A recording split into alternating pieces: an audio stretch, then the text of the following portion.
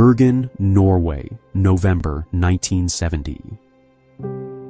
Deep in a cold valley just outside of the city center, a place locals call Death Valley.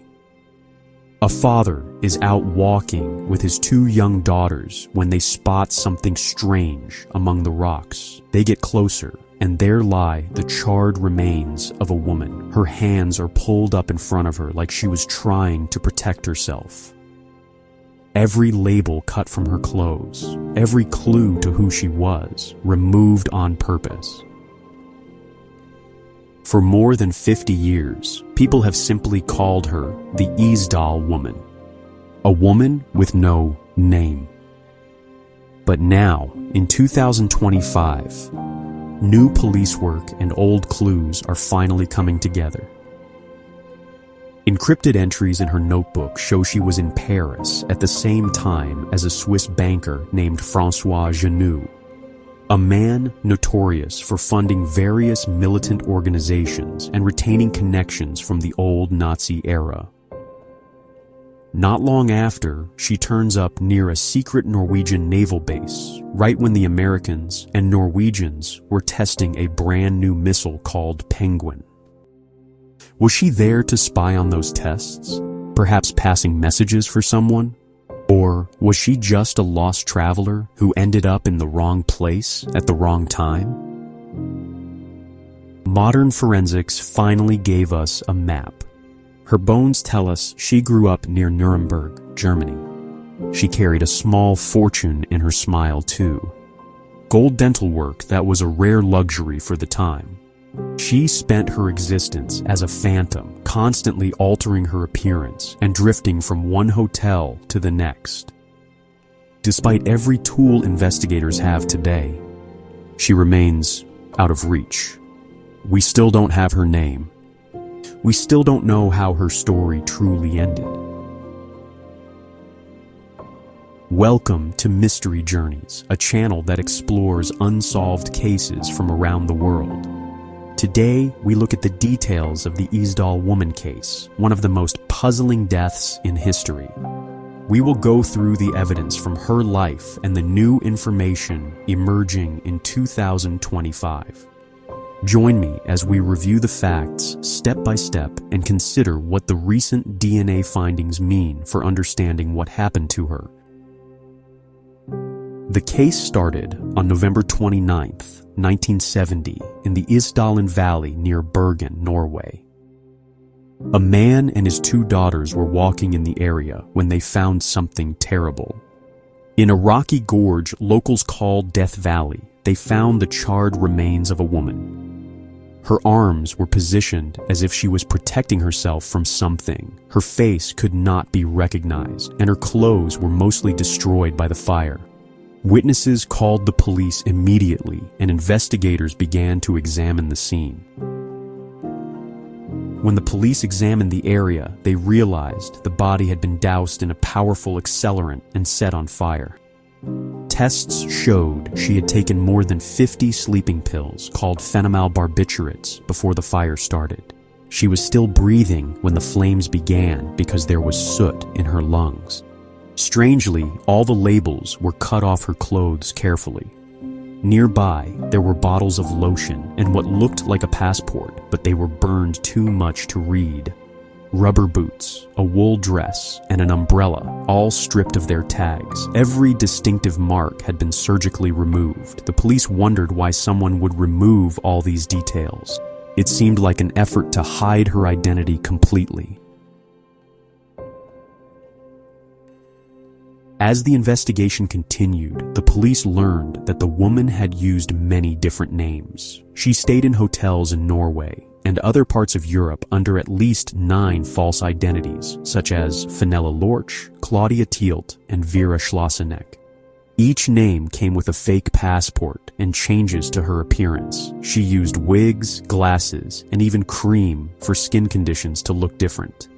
She spoke German with an accent that might have been from Eastern Europe, and she always paid with cash. The police tried to find out who she really was and why she needed to hide her true self from others. Among her things, the police found a notebook with codes in it. The codes were made from letters and numbers that stood for dates and places. When decoded, it showed her trips across Europe.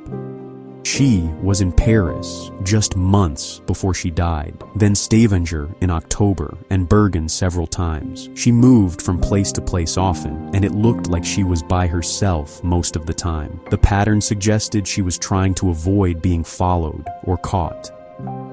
The notebook raised questions about her activities and connections during that period, hinting at a life far more complex and far more dangerous than anyone imagined.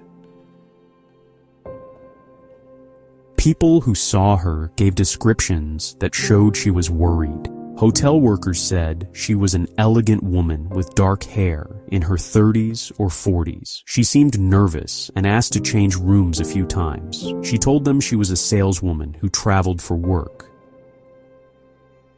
At the train station in Bergen, 2 suitcases belonging to her were discovered. They contained clothes without labels and items for disguises, like wigs and spoons with marks from Germany. There was also a prescription for lotion, but the name was scratched out. One witness reported seeing her with 2 men who looked like they were from southern countries, possibly the Mediterranean area. The police debated whether these men were helping her or involved in her death.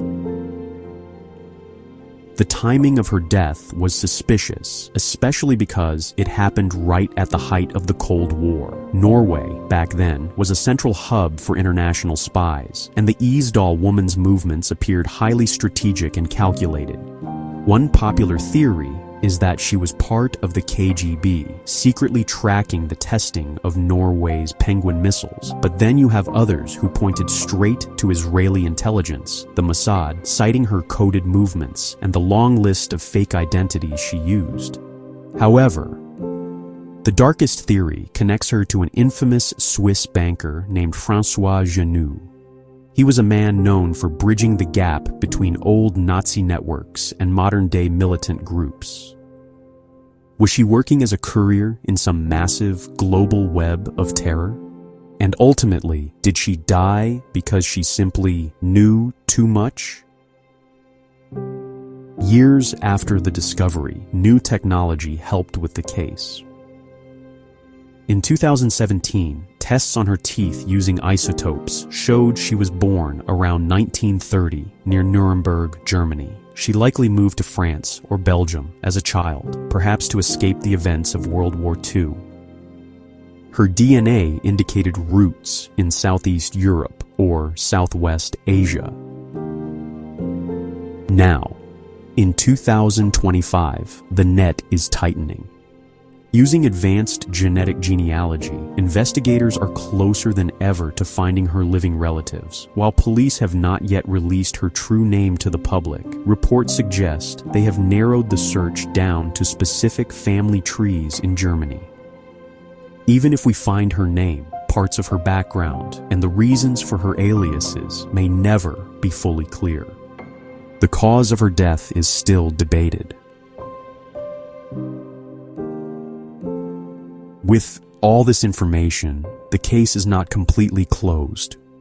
The main theory suggests she was involved in espionage and something went wrong.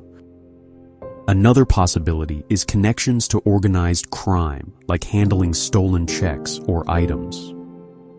A third option is that she took her own life due to health or emotional issues, but details like the missing container for the accelerant and her clean hands suggest others might have been involved. Her official record says suicide, but many experts disagree. The case remains open because laws protect privacy and limit sharing DNA data, and most people who knew her are no longer alive.